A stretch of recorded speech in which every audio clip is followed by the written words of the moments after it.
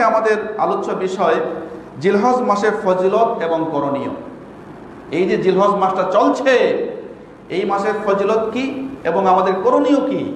এই মাসের ফজিলত সম্পর্কে আমি কিছু কথা আলহামদুলিল্লাহ বলেই ফেলেছি। এই মাস সম্পর্কে আল্লাহ রাব্বাল মাসের 10 দিন নিয়ে আল্লাহ কোরআন শপথ করেছেন। এছাড়াও হাদিসে রাসূল কারীম সাল্লাল্লাহু আলাইহি ওয়াসাল্লাম বলেছেন, পৃথিবীতে যত দিন আছে সর্বোত্তম দিনগুলো হচ্ছে এই 10টি দিন। আপনি বসেন, এখানে অসুবিধা নেই। এই 10টি দিন হচ্ছে পৃথিবীর সেরা দিন। আল্লাহ নবী সাল্লাল্লাহু আলাইহি ওয়াসাল্লাম বলছেন হাদিসে, আফদালু আইয়ামিদ দুনিয়াল আশর ইয়ানি দিল হজ। পৃথিবীতে যত দিন আছে, নরমালি বছরে 365 দিন হয়, এই দিনগুলোর মধ্যে সবচেয়ে সেরা দিন হচ্ছে মানে এই জিলহজ মাসের 10টি দিন। এই সেরা দিনগুলো যখন আমাদের কাছে আসে তখন আমাদের কিছু করণীয় আসে, তাই না? প্রথম করণীয়, যারা মুমিন, যারা মুত্তাকি, যারা পরহেজগার, যারা আল্লাহকে কাছে পেতে চায়, আল্লাহর ভালোবাসা যারা পেতে চায়, তারা প্রতিযোগিতার মাধ্যমে এই দিনগুলোতে আমল করে। কোরআনে কারিমে আল্লাহ পাক রব্বুল আলামিন বলেছেন, ফাস্তাবিকুল খায়রাত, সূরা বাকারার 148 নম্বর আয়াত। আল্লাহ বলেছেন, ও মুমিনেরা, ও আমার মুত্তাকি বান্দারা, তোমরা কল্যাণময় কাজে প্রতিযোগিতা করো, কল্যাণময় কাজে প্রতিযোগিতা করো। সূরা মুতাফফিফিনের 26 নম্বর আয়াতে আল্লাহ রাব্বুল আলামিন বলছেন, ওয়া ফি যালিকা ফালইয়াতানাফাসিল মুতানাফিসুন। আল্লাহু আকবার। অর্থাৎ যারা ভালো কাজে জয়ী হতে চায় তারা ভালো কাজে প্রতিযোগিতা করে। সুতরাং আমাদের উচিত হলো এই উত্তম দিন 10টি দিনে আমরা যে যতটুকু পারি প্রতিযোগিতার মাধ্যমে আমি কি করব, ভালো আমল করব, নেক আমল করব। এখন প্রশ্ন হলো আমি কি সে আমলটা করব। আল্লাহু আকবার। আসলে এক কথায় বলতে গেলে এই 10 দিনের মধ্যে কিছু আমল আছে, নরমালি কিছু আমল তো আমাদের স্থায়ীভাবে আছে, আমরা নামাজ পড়ি, এটা একটা ফরজ কাজ। এছাড়াও কিছু আমল আছে, বিশেষ করে হজের মতো একটা ফরজ আমল হচ্ছে এই 10 দিনে যাদের উপর হজ ফরজ হয়েছে তারা এই ফরজ কাজটি করছেন। এছাড়াও কিছু আমল রয়েছে ওয়াজিব কাজ, যেমন কোরবানি দেয়া, এছাড়া আইয়ামে তাশরিকের ওই তাকবীর বলা, এটাও কিন্তু ওয়াজিব। এছাড়া যারা হজে যাচ্ছেন না, হজে যাবেন না, তাদের জন্য কিছু আমল রয়েছে। এটা আমলটা সবার জন্য, কিছু নফল আমল রয়েছে। এই নফল আমলটা কি? নফল আমলটা হচ্ছে 3 রকমের। এই আমলগুলো হচ্ছে সিয়াম, কিয়াম এবং জিকির। এই 3টা আমল হলো নফল আমল: সিয়াম, কিয়াম এবং জিকির। সিয়াম মানে রোজা রাখা, কিয়াম মানে কিয়ামুল লাইল করা, তাহাজ্জুদের নামাজ পড়া। আর জিকির তো মানে নরমালি আমরা বলি ওই যে কত রকমের জিকির আছে, জিকির আল্লাহ আল্লাহ, আল্লাহকে স্মরণ করা। এছাড়াও ভালো ভালো সকল কাজ করার নামই হলো জিকির। কোরআন তেলাওয়াত হচ্ছে সর্বোত্তম জিকির। সবসময় আল্লাহকে স্মরণ করা হচ্ছে একটা উত্তম ইবাদত। এই ইবাদতগুলো সবসময় আমরা করব। আমরা আসি রোজা। এই যে আমরা সিয়াম সাধনা করব, সিয়াম, কিয়াম, জিকির, প্রথম নফল কাজটি হচ্ছে আমরা রোজা রাখব। রাসূল কারীম সাল্লাল্লাহু আলাইহি ওয়াসাল্লাম আমাদের উৎসাহিত করেছেন এই প্রথম দশকে আমরা রোজা রাখবো। তবে হ্যাঁ, প্রথম দশক বলতে এখানে 10 তারিখ আবার রোজা রাখবো যাবে না, এটা আমরা সবাই জানি আলহামদুলিল্লাহ। সারা বছরে 5 দিন 5 ডেজ 5 দিন আছে রোজা রাখা হারাম। এর মধ্যে ঈদুল ফিতর অর্থাৎ রোজার ঈদে রোজা রাখা হারাম। আপনি সারা বছর রোজা রাখেন, কিন্তু ঈদুল ফিতরের দিন আপনি রোজা রাখতে পারবেন না। এটা আপনার সওয়াব নয়, বরং গুনাহ হয়ে যাবে। আর বাকি 4 দিন হলো ওই যে মানে ঈদুল আজহা, এই যেটা সামনে আসতেছে, অর্থাৎ আমরা যেটা বকরা ঈদ বলি সহজ কথা, অর্থাৎ ঈদুল আজহার 10ম তারিখ, 10 তারিখ, 11 তারিখ, 12 তারিখ, 13 তারিখ, এই 4 দিন। আর তো সহজ করে বলি, বকরা ঈদের দিন এবং পরে আরো 3 দিন। তাহলে এখানে 3 আর 1 4, আর ওই ঈদুল ফিতরে মোট 5 দিন। এই 5 দিন রোজা রাখা হারাম, ওই দিন রোজা রাখা যাবে না। তো বলছিলাম এই প্রথম দশকের 10 তারিখ বাদ দিলে 9 দিন থাকে। ওই 9 দিন রোজা রাখতে রাসূল কারীম সাল্লাল্লাহু আলাইহি ওয়াসাল্লাম নিজে আমল করেছেন এবং মুসলিম উম্মাহকে তিনি মানে এদিকে তাগিদ দিয়েছেন তোমরা রোজা রাখো। রোজা রাখলে কি হবে? রাসূল করিম সাল্লাল্লাহু আলাইহি ওয়াসাল্লাম এর ফজিলত সম্পর্কে বলেছেন, রোজার ফজিলত, অর্থাৎ জিলহজ মাসের 1 থেকে 9 তারিখ রোজা রাখার ফজিলত সম্পর্কে, বিশেষ করে আরাফার দিন যদি আমরা 9টা রোজা নাই রাখতে পারি, বিশেষ করে যেন ইয়াউমুল আরাফা, আরাফার দিন অর্থাৎ জিলহজ মাসের 9 তারিখ যেন রোজা রাখি, এই রোজাটা যদি আসলে ছাড়া আমাদের ঠিক হবে না। এটা অবশ্য ফরজ নয়, ওয়াজিব নয়, এটা নফল ইবাদত, কিন্তু খুবই মূল্যবান একটা ইবাদত। রাসূল করিম সাল্লাল্লাহু আলাইহি ওয়াসাল্লাম বলেছেন,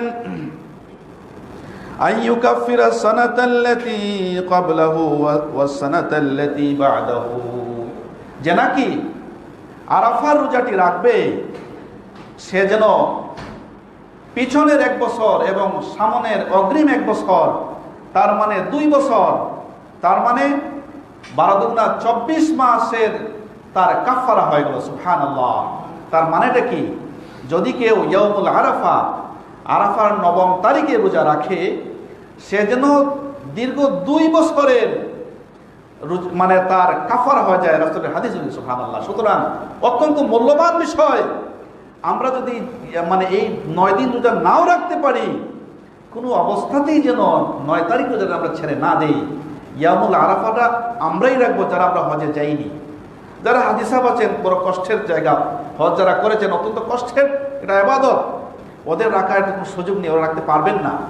আমরা যারা হজে যেতে পারি নাই, আমরা 9 তারিখ কী করবো? রোজা রাখবো। যদি রোজা রাখি, ফজিলত বলা হয়েছে, আমি আবার উল্লেখ করছি, রাসূল করিম সাল্লাল্লাহু আলাইহি ওয়াসাল্লাম বলছেন যে নাকি এই 9 তারিখ বা মানে ইয়াউমুল আরাফা রোজাটা রাখলো, সেজন্য পিছনের 1 বছর, সামনের 1 বছর অ্যাডভান্স 2 বছরের গুনার কাফারা করে দিল। সুবহানাল্লাহ ওয়া বিহামদিহি। সুতরাং আমাদের সিদ্ধান্ত নেওয়া উচিত আমরা যেন এই রোজাটা রাখার চেষ্টা করি। এটা আবারও বলছি, এটা ফরজ নয়, ওয়াজিব নয়, নফল ইবাদত।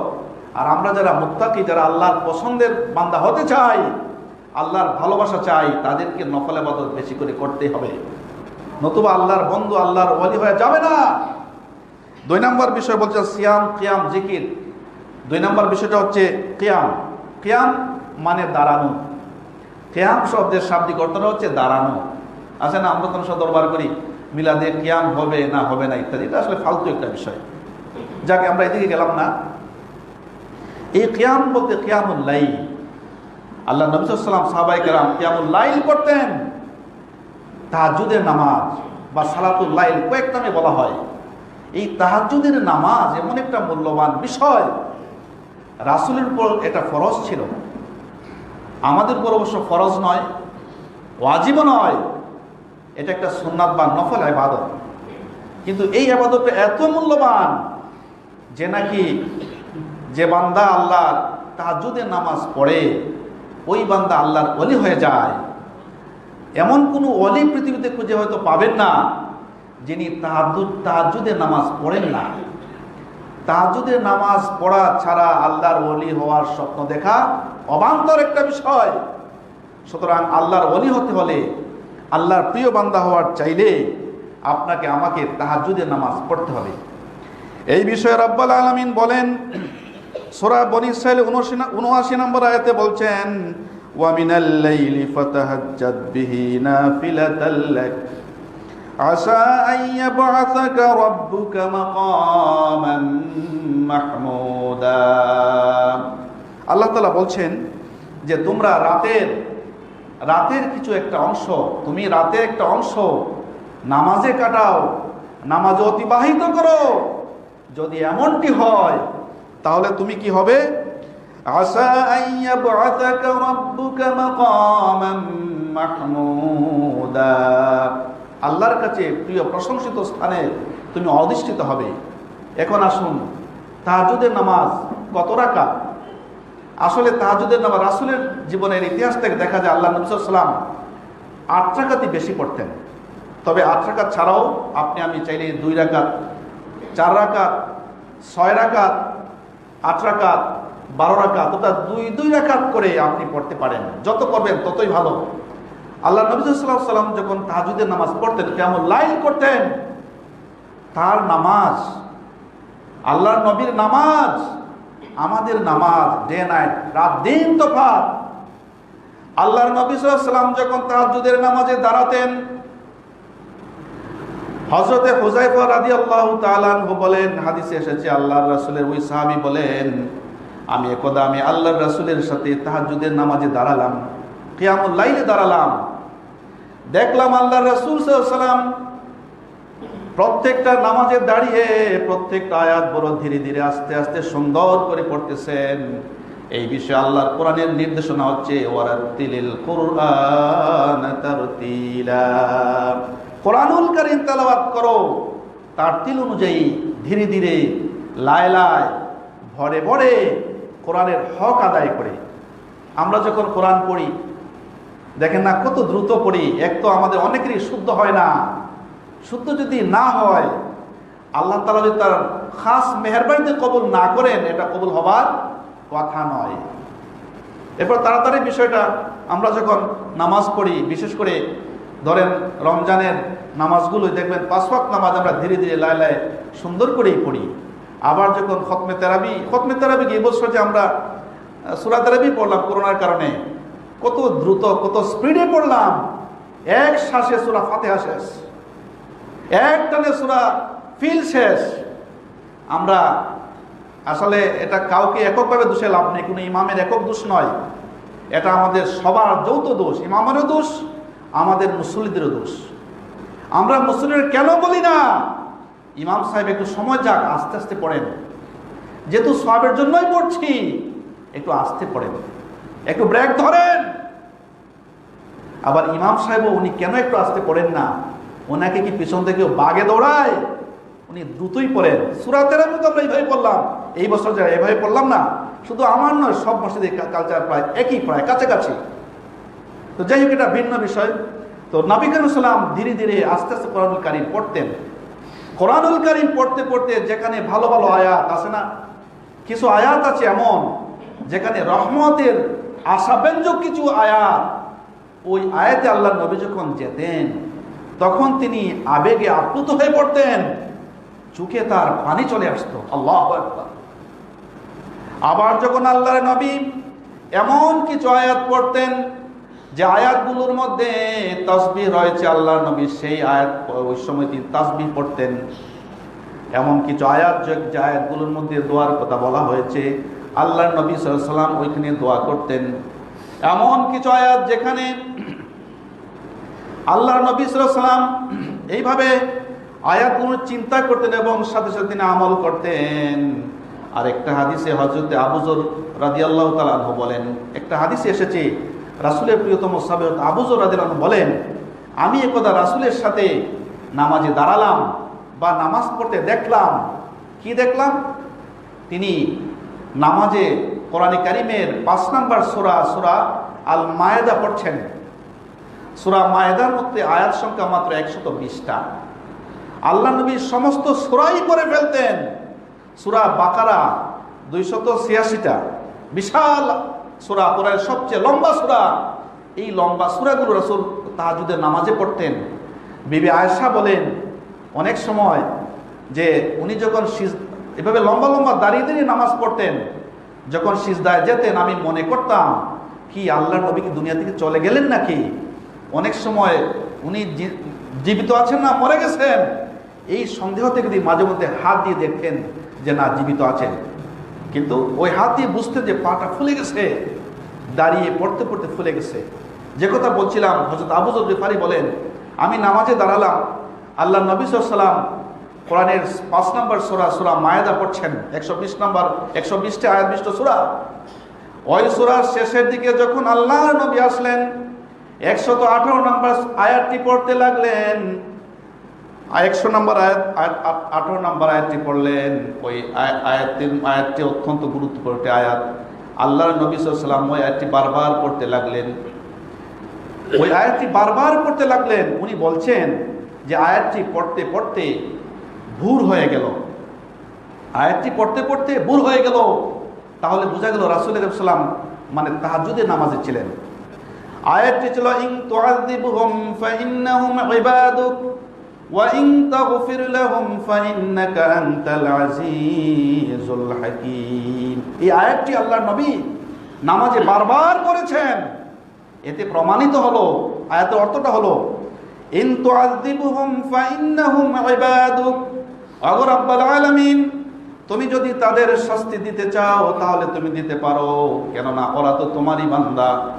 আল্লাহ নবী বলছেন, এটা কোরআনেরই আয়াত, সূরা মায়েদার 118 নম্বর আয়াত। আল্লাহ নবী নামাজে বারবার পড়ছেন, আবেগ আপ্লুত হয়ে পড়লেন, ইন তুআযিবুহুম ফাইন্নাহুম ইবাদুক, ওগো রব্বুল আলামিন, তুমি যদি তাদের শাস্তি দিতে চাও তুমি দিতে পারো, কারণ ওরা তো তোমারই বান্দা, তোমারই বান্দা, তুমি চাইলে শাস্তি দিতে পারো, যা চাও তাই পারো। ওয়া ইন তাগফির লাহুম ফাইন্নাকা আনতাল আজিজুল হাকীম, আর যদি তুমি তাদের ক্ষমা করে দিতে চাও রব্বুল আলামিন, তুমি তাকে ক্ষমাও করতে পারো, কেননা ফাইন্নাকা আনতাল আজিজুল হাকীম, তুমি পরাক্রমশালী, তুমি মহাবিজ্ঞ, তুমি সুকৌশলী আল্লাহ। দেখেন আয়াতের মর্মার্থটা দাঁড়ায়, আল্লাহ তুমি যদি তাদের বা আমাদের বান্দা হিসেবে আমাদের শাস্তি দিতে চাও দিতে পারো, আল্লাহ শাস্তি দিলে তোমাকে কেউ বাধা দেবে না, কারো কাছে তোমার জবাবদিহি করতে হবে না। আর যদি তুমি আমাদের ক্ষমা করে দাও, মাফ করে দাও, চাইলে তাও তুমি করতে পারো। এই ক্ষমা করে দেওয়ার জন্যে তোমার কাছে কারো কাছে জবাবদিহি করতে হবে না, তুমি কারো প্রশ্নের সম্মুখীন হবে না। আল্লাহ তুমি চাইলে মাফ করতে পারো, চাইলে শাস্তি দিতে পারো। আল্লাহ বান্দা হিসাবে আমরা চাই তুমি আমাদের ক্ষমা করে দাও। আল্লাহু আকবার। এই আয়াতটি আল্লাহ নবী পড়তে পড়তে একেবারে সকাল ভোর করে ফেললেন, তার মানে ফজরের টাইম হয়ে গেল। তো বলছিলাম এই গুরুত্বপূর্ণ আয়াতগুলো আল্লাহ সাল্লাম এই তাহাজ্জুদের নামাজে খুব ধীরে ধীরে আস্তে আস্তে বড় বড় আবেগ আপ্লুতভাবে পড়তেন। তো আমরাও পড়ার চেষ্টা করবো, যতটুকু পারি অর্থ বুঝে পড়ার চেষ্টা করবো। সমস্ত কোরআন পড়ার দরকার নেই, 3-4টা আয়াত যেন আমরা ভালো করে শিখি, অর্থটা বুঝি। অর্থটা যদি বুঝি তাহলে দেখবেন আপনার মন লন্ডন আমেরিকা দৌড়াবে না। আপনি তেলাওয়াত করবেন, অর্থটা বোঝার জন্য মনকে কাজ দেবেন। অধ্যাপক গোলাম আজমের একটা লেখা, মানে মনটাকে কাজ দাও, জীবন্ত নামাজ, একটা বই, ছোট্ট একটি বই, বইটিতে উনি লিখেছেন আমরা যখন নামাজে দাঁড়াই, নামাজে দাঁড়িয়ে যখন তেলাওয়াত করি, তেলাওয়াতের যদি অর্থটা আমরা বোঝার চেষ্টা করি তাহলে মনটাকে কাজ দেওয়া হলো। মন আর লন্ডন আমেরিকায় ঘোরাফেরা করবে না, মন অর্থ বোঝার কাজে ব্যর্থ থাকবে, যুক্ত থাকবে। সুতরাং মনটাকে কাজ দেয়, এটা একটা সুন্দর একটা কৌশল। এখন আসুন যে আমরা কখন পড়ব, তাহাজ্জুদের নামাজ কখন পড়ব, এই বিষয়ে সূরা মুজাম্মিল আল্লাহ বলেন, ইয়া আইয়ুহাল মুজাম্মিল কুমিল লাইলা ইল্লা কালিলা নিসফাহু আও ইনকুস মিনহু কালিলা আও জিদ আলাইহি ওয়া রাত্তিলিল কুরআনা তারতিলা। সূরা মুজাম্মিল কোরআনের 73 নম্বর সূরা। এই 4টি আয়াতে আল্লাহ বলছেন, যে কথা বলছেন, ও ইয়া আইয়ুহাল মুজাম্মিল, ও কামলিওয়ালা, ও কমলওয়ালা, দাঁড়া উঠো, আর কত তুমি ঘুমাবে। কুমকুম ইয়া হাবিবি কাম তানামু, আমার বন্ধু দাঁড়া উঠো, তুমি নামাজে দাঁড়াও। দেখেন এখানে ইয়া আইয়ুহাল মুজাম্মিল, কমলওয়ালা, কামলিওয়ালা, তার মানে কমল মানুষ কখন পড়ে? সাধারণত শেষ রাত্রি যখন আসে আমাদের, মানে একটু একটু ঠান্ডা লাগে, গরমের দিন তো একটু একটু ঠান্ডা, সেদিন তো লাগেই, ঠান্ডা লাগে, মানুষ কমল পড়ে খুব আরামে শান্তিতে নিদ্রা যায়, ঘুমায়। আল্লাহ রাব্বুল আলামিন তার হাবিব ওই সময় ডাক দিলেন, ইয়া আইয়ুহাল মুজাম্মিল, ও কামলিওয়ালা, ও আমার নবী, তুমি কমল জড়িয়ে আরামের ঘুম ঘুমাচ্ছ না, তুমি দাঁড়াও, তুমি তো নবী, তুমি আমার প্রিয় মানুষ, তুমি দাঁড়াও। দাঁড়িয়ে কি করো? কুমিল লাইলা ইল্লা কালিলা, রাতের একটা সামান্য অংশ তুমি কি করো? নামাজ পড়ো, কিয়ামুল লাইল করো। নিসফাহু, অথবা অর্ধেক, আও ইনকুস মিনহু, অথবা তার চেয়ে কম করে, আও জিদ আলাইহি, অথবা তার চেয়ে বাড়িয়ে। সহজ কথা হচ্ছে, হে রাসূল তুমি দাঁড়াও, অর্থাৎ ঘুম থেকে উঠো, ঘুম থেকে উঠো, উঠে তুমি কিয়ামুল লাইল করো, তাহাজ্জুদের নামাজ পড়ো, রাতের কিছু অংশ কিংবা অর্ধেক রাত, তার চেয়ে কম কিংবা বেশি। সহজ অর্থ, অর্ধেক রাত যখন হয়ে যায়, এর কিছু কম কিংবা বেশি সময়ের মধ্যে মূলত তাহাজ্জুদের নামাজটা নামাজ টাইম হয়ে যায়। এটা হচ্ছে এশার নামাজের পরে, এটা একটা বিষয়। এশার নামাজের পরে রাত যত গভীর হবে তাহাজ্জুদের নামাজ তত বেশি সুন্দর হয়। আল্লাহ রাব্বুল আলামিন সপ্ত আকাশ থেকে পৃথিবীর আকাশে নেমে এসে মানুষকে ডাকেন, বান্দা তুমি কে কি চাও আমাকে বলো, আমি তোমাকে দেওয়ার জন্য প্রস্তুত। তাইলে বোঝা গেল ফজরের আগ মুহূর্তে, ফজরের আগেই হচ্ছে মূলত তাহাজ্জুদের মূল উত্তম সময়। এছাড়াও নর্মালি যদি কেউ অর্ধেক রাত, এটাও ঠিক অর্ধেক রাত, তার মানে সাধারণত মানে রাত সাধারণত 12 ঘন্টার হয়, তাই না? 12-24 ঘন্টার দিন, তো 12 ঘন্টায় রাত হয়, 12 অর্ধেক কত 6। তাহলে যদি 7টায় যদি ধরেন সন্ধ্যা হয়, 7, 8, 9, 10, 11, 12, 1, 2, 12, এই তো 6 ঘন্টা, 12টা যখন প্রায় অর্ধেক রাত হয়ে যায়। এছাড়াও একটু কম বেশ করার সুযোগ রয়েছে। অনেক ওলামায়ে কেরাম বলছেন যদি আপনি গভীর রাতে উঠতে নাই পারেন, শেষ রাতে উঠতে পারেন না, আপনি অসুস্থ, অথবা আপনি দিনে কর্মব্যস্ত থাকবেন, আপনি ঘুম ডিস্টার্ব হলে আপনার কাজে ব্যাঘাত হবে, দরকার নাই, এশার নামাজ পড়ে 2 রাকাত নামাজ মিনিমাম পড়ে শুয়ে পড়েন। এটা হচ্ছে নাইমামুর চেয়ে কানামাম, না মানে nothing is better, something is better then nothing, nothing মানে নাইট চেয়ে একটু বড় ভালো। যদি কিছু কেউ নাই পারো, এশার নামাজের পর অনেকে কিন্তু আলহামদুলিল্লাহ পড়েন, আল্লাহ, এটা আল্লাহর প্রিয় বান্দাদের লক্ষণ। তবে উত্তম হলো শেষ রাতে পড়া, সহজ কথাটা। যদি একান্ত নাই পারেন, এই সময় তো আমরা পড়ে নেই, আশা করি আল্লাহ রাব্বুল আলামিন কবুল করে নেবেন। আল্লাহ আমাদের হৃদয়ের গভীরের মালিক। এরপর যে কথা বলছিলাম, সিয়াম, কিয়াম এবং জিকির, ওই 3টা নফল কাজ করতে হবে। জিকিরের মধ্যে হচ্ছে, জিকির মানে আল্লাহ স্মরণ করা। 3 নম্বর নফল কাজটি এই দশকে বেশি করে আল্লাহকে স্মরণ করা। এই বিষয়ে রাসূল সাল্লাল্লাহু আলাইহি ওয়াসাল্লাম একটা হাদিস হলো, ফাকথিরু ফিহিন্না মিনাত তাসবিহ ওয়াত তাহমিদ ওয়াত তাহলিল ওয়াত তাকবীর। রাসূল সাল্লাল্লাহু আলাইহি ওয়াসাল্লাম বলছেন, তোমরা বেশি করে তাসবিহ করো, আল্লাহর তাসবিহ পড়ো, তাহমিদ করো, আল্লাহর প্রশংসা করো, তাহলিল করো, এরপরে তাকবীর করো, আল্লাহ বড়তা পেশ করো। অন্য হাদিসে শর্টকাট এটার তাসবিহ এভাবে বলা হয়েছে, সুবহানাল্লাহি ওয়াল হামদুলিল্লাহ ওয়া লা ইলাহা ইল্লাল্লাহু আল্লাহু আকবার, আল্লাহু আকবার। ছোট্ট 4 কালেমার একটা তাসবিহ। এখানে ওই হাদিস সবগুলোই মানে 4 in 1, 4টা বিষয় একটা কালেমার মধ্যে তাসবিহ চলে আসছে। এজন্য আমরা যখনই সময় পাই, আমরা যখন আমার অফিসে ব্যস্ত থাকবো, যখন আমি একটু নীরবে বসে থাকবো, মাঠে থাকবো, হাটে থাকবো, বাজারে থাকবো, বা যে কোনো জায়গায় যখনই একটু অবসর হবে, চলন্ত অবস্থায় বসা, যে কোনো অবস্থায় হোক, তখন যেন আমরা এই তাসবিহটি মনোযোগ সহকারে পড়ি। সুবহানাল্লাহি ওয়াল হামদুলিল্লাহ ওয়া লা ইলাহা ইল্লাল্লাহু আল্লাহু আকবার। এই তাসবিহটি যে যত বেশি পড়বে, আল্লাহ রাব্বুল আলামিন তার আমলনামায় তত বেশি সওয়াব লিখে দেবে। এটাই খুব কঠিন, খুব কঠিন নয়, শুধু আপনার আমার ইচ্ছার বিষয়। এগুলো পড়তে অজু লাগে না, গোসল লাগে না, কিছুই লাগে না, যখন মন চায় তখনই আমরা পড়তে পারি। শুধু আমাদের মানে ইচ্ছার বিষয় যে আমি পড়বো কি পড়বো না, আমি কি আল্লাহর প্রিয় বান্দা হব কি হব না, আমি জিলহজ মাসের সব নেব কি নেব না, এই সিদ্ধান্ত শুধু আপনার, এই সিদ্ধান্ত আমার। যারা নিতে চায়, আল্লাহর প্রিয় বান্দা হতে চায়, এই তাসবিহটা আমরা পড়ব, সুবহানাল্লাহ ওয়াল হামদুলিল্লাহ লা ইলাহা ইল্লাল্লাহ আল্লাহু আকবার, এটা আমরা পড়ব।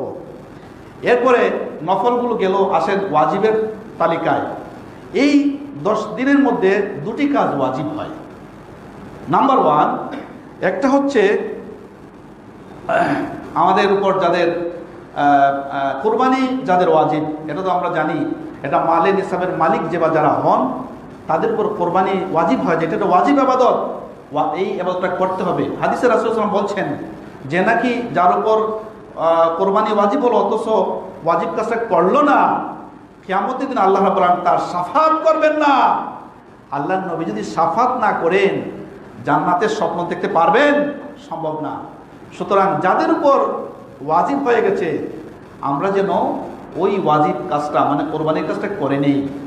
এটা নিয়ে অনেক করোনা ভাইরাসে অনেক কিছু বলছেন যে গরু কিনা যাবে কি যাবে না, এই না সেই না, কি টাকাটি বিলি করে দেবো। জি না, আপনাকে পশু কোরবানি করতে হবে। আপনি যদি নাই পারেন, 1 নাম করেন, অসুবিধা নেই, আপনি 1 নাম দেন, অসুবিধা নাই, কিন্তু করতে হবে। এটা টাকা বিলি করে দিলে হবে না। আল্লাহ নবী সাল্লাল্লাহু আলাইহি ওয়াসাল্লাম মদিনার জিন্দেগিতে সারাটা জীবন তিনি কোরবানি করেছেন, একটা বছরও তিনি মিস দেন নাই। যেভাবে ওই যে মানে ইতিকাফ যেভাবে মিস দেন নাই, আল্লাহ নবী সাল্লাল্লাহু আলাইহি ওয়াসাল্লাম কখনো মানে কোরবানি কিন্তু ছাড়েন নাই, মিস দেন নাই, সুতরাং আপনার আমার যাদের উপর ওয়াজিব হয়ে গেছে, যেভাবেই হোক স্বাস্থ্যবিধি মেনে একটু কষ্ট করে হলেও আমরা এই ইবাদতটা যেন করি, এটা ওয়াজিব করতেই হবে। আরেকটা ওয়াজিব আমল হলো, এটা আমভাবে সবার জন্যে। ওই কুরবানি তো ধনীদের জন্য, যাদের ধন আছে তারা করবে, হজ ফরজ তারা করবে, যাদের ধন সম্পদ আছে। আমভাবে সকল মানুষের জন্যে আরেকটা ওয়াজিব কাজ হলো, মানে আইয়ামে তাশরিক, ওই দিনে একটা তাকবীর বলা। দিনটা হলো 9ই জিলহজ থেকে 13ই জিলহজ, অর্থাৎ 9ই জিলহজের ফজরের নামাজ থেকে ফজরের নামাজের পর থেকে শুরু করে 13ই জিলহজের আসরের নামাজের পর পর্যন্ত, তার মানে টোটাল 23 রাকাত নামাজ। 5 দিন তো, 5 5 25, ওই 13 নম্বর দিনের মাগরিব এবং এশা 2 বার দিলেন 23 হয়, সহজ হিসাব। এই 23 ওয়াক্ত নামাজে, ফরজ নামাজের পরে প্রত্যেক মুসলমান নরনারীর উপর ওয়াজিব হলো এই তাকবীরটি বলা, আল্লাহু আকবার, আল্লাহু আকবার, লা ইলাহা ইল্লাল্লাহ, আল্লাহু আকবার, আল্লাহু আকবার, ওয়ালিল্লাহিল হামদ। এই তাকবীরটা আমাদের বলতে হবে প্রতি ফরজ নামাজের পর একবার বলা ওয়াজিব। যদি পারেন 3 বার বলেন, সব বেশি পাবেন। যদি পারেন আরো বেশি বলেন, যখন পারেন তখনই বলেন। এখানে আল্লাহর বরত্ব ঘোষণা করা হয়। এখানে আল্লাহু আকবার 4 বার এসেছে, দেখেন, আল্লাহু আকবার, আল্লাহু আকবার, এরপরে আসছে লা ইলাহা ইল্লাল্লাহ, পরে আবার 2 বার আসছে আল্লাহু আকবার, আল্লাহু আকবার, পরে আসছে ওয়ালিল্লাহিল হামদ, আল্লাহু আকবার। এখানে আল্লাহর বরত্ব ঘোষণার জন্য 4 বার আমরা আল্লাহু আকবার বলি, একবার আল্লাহর একত্ববাদ বলি, লা ইলাহা ইল্লাল্লাহ, দেয়ার ইজ নো ইলাহ বাট আল্লাহ ইজ ওয়ান, একথা আমরা বলি। আল্লাহ ছাড়া কোনো ইলাহ নেই, তিনি এক, অদ্বিতীয়, এখানে আমরা ঘোষণা করি। সর্বশেষ বলি ওয়ালিল্লাহিল হামদ, সকল প্রশংসা সেই মহান আল্লাহর জন্য। এই যে তাকবীরটা আমরা যেন ওই সময় 9 তারিখ থেকে 13 তারিখ আমরা পড়ব ইনশাআল্লাহ। 9 তারিখ কিবার পরে? আগামী শুক্রবার। শনিবার তো আমাদের কোরবানি, 9 তারিখ হবে আগামী শুক্রবার। তার মানে আগামী শুক্রবার আরো 1 সপ্তাহ পরে ফজরের নামাজের পর থেকে ফজর, জোহর, আসর, মাগরিব, এশা প্রতি 5 ওয়াক্ত নামাজের পরে এভাবে পড়ব 13 তারিখ আসরের নামাজের পর পর্যন্ত, এভাবে 23 ওয়াক্ত নামাজ। এটা সবার জন্য, এটা শুধু ধনী নয়, ধনী গরিব সবার উপর এটা ওয়াজিব। এটা আমাদের মনে রাখতে হবে। আমরা যেন বাসায় যে আমাদের মা বোনদেরকে বলি, আমরা পরস্পর পরস্পরকে স্মরণ করিয়ে দেব। এবং এই তাকবীরটা মানে উচ্চস্বরে, উচ্চকণ্ঠে বলতে হয়। নর্মালি আমরা মসজিদে যখন পড়ি